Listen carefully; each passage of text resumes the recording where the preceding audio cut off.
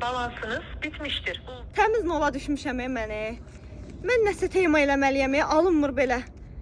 Samir. Samir! Samir! Həyat gedir biz o...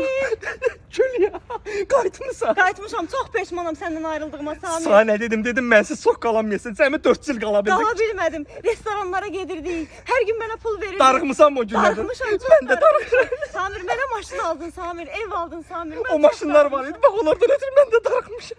Samir, padruqalarım çatlayırlar. Gedim Moykuya mən. Yox, Samir, gedək restoranda oturaq. Mən sənin üçün çox darıxmışam. Yox, mən bir dənə gedim Moykuya maşınları ilə bizə. Yox, mən sənin üçün darıxmışam. Biz bir yerdə zaman keçirdək Samir. Keçirdək, gedim Moykuya deyirəm. Dişim var da gəlirsən ora. Mən səndən hər şeyə razıyam Samir. Gedək oturaq biraz söhbət eləyək. Oturaq, deyirəm ki, gedim Moykuya işim var. Şoferlər gedib yuduzdular da mı? Mənim şoferlərim. Az indi həmin şoferlərin maşınlarını yuyuram.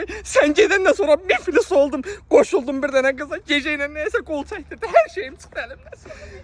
Demədin məndən hər şeyə varsa gedək. Ümidim sənə idi Samir. Yanımda sinek lazımdır, nə olar?